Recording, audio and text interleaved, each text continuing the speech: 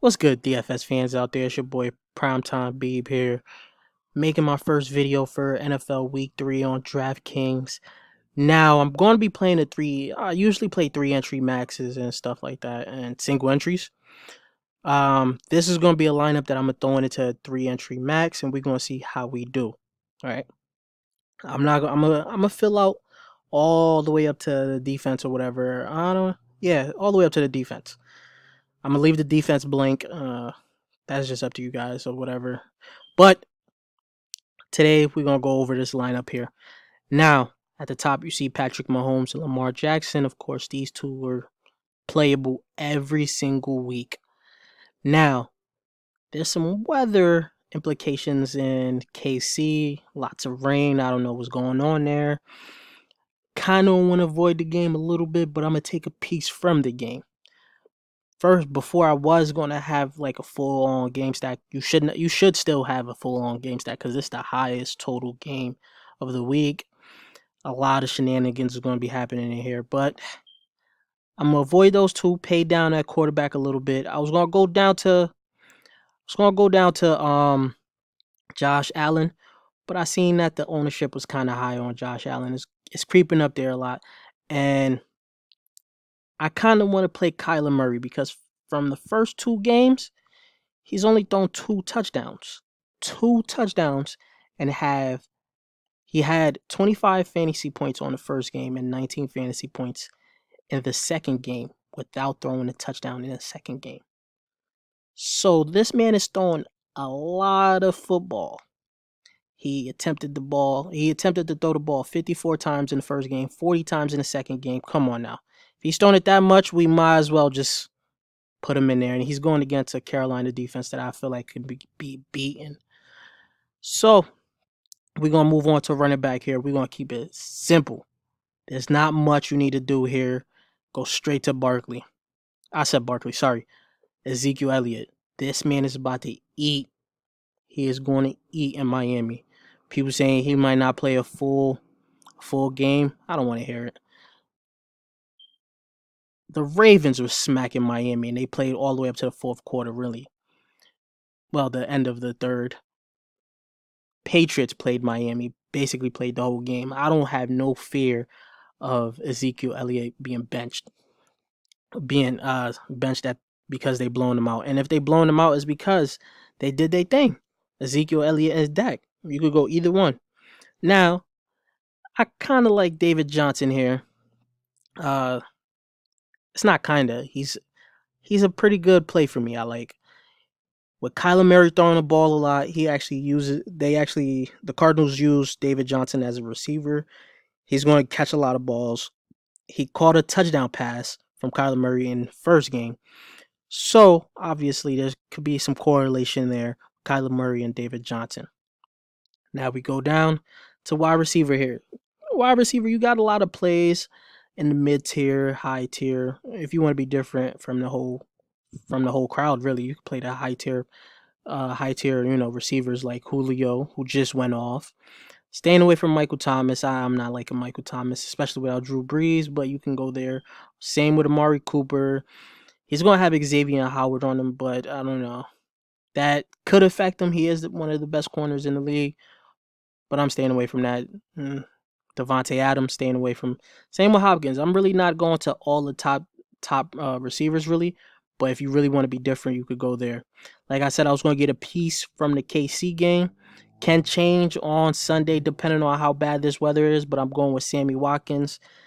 Not a lot of people are really owning him. I see a lot of people probably going down to Hardman, or Robinson. I think that's his name. So if I want to get a piece of this game, I'm gonna go to Sammy Watkins, who is the number 1 receiver from KC, who's also gonna be throwing the ball a lot. All right. Now from there, you guys probably gonna be thinking this is a weird play, right? But we're gonna go add Demarius Bird. I think that's his name. Yeah, Demir Bird. First 2 games, he has 7 targets. Each game, 7 targets. Caught 6 in the second game. Now, this is another game where he can get targeted 7 times for 3K. You can't beat that. You can't beat that. And if he falls into the end zone at all, he could get you 16 points, just like he had 10 in week 2. If he falls into the end zone, he has 16, right? That's crazy. That's crazy amount of points just for a 3K player. Now, next, I'm loving, like when I mean this is my guy here, Kenny Golladay. We already know Philly defense could be beaten through the air with Matthew Stafford's number 1 target, Kenny Golladay. He's going to be targeting this man a lot. When I mean a lot, a lot. If they do well, it's going to be because of Kenny Golladay and Marvin Jones Jr. Same with Hockenson, who's also going to be our tight end, by the way. I just let you guys know that. He's a low-owned tight end play. Low-owned, 3,500. We seen him go off week 1. Week 2, he didn't do so well. I think he was only targeted like 3 times or something. Yeah, 3 times. Didn't do too well. But now that everybody's back off of him, he can win you a tournament by himself just by doing the same thing he did week 1. There's not much to it. I love the Detroit weapons this game. Not so much the running game because we still don't know what's really going on there. Kerryon Johnson, I'm staying away from. So, now for our last play. Our last play here, this just depends.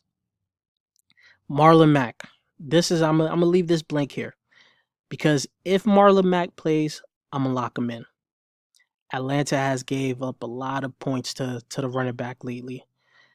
And with Marlon Mack getting the usage he's getting, 20 attempts the second game, got 3 targets. So that's three touches, basically 3 attempts to do something. 23, sorry. Then the first game he had 25 touches. Come on. That's a lot for a 5,800 running back. If he plays, I'll lock him in. But if he doesn't play, I may go up to Chris Carson here.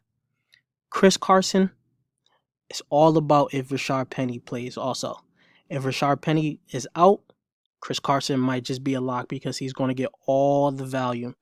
And now with a bad game he had week 2, I see a lot of ownership just moving away from him. We might get a very low owned Chris Carson here, especially with Rashard Penny out. I could see the Seahawks running the ball heavy to just, beat the Saints. And one more play for you guys. Just one more. Actually, there's 2 more. There are 2 dart throws, actually.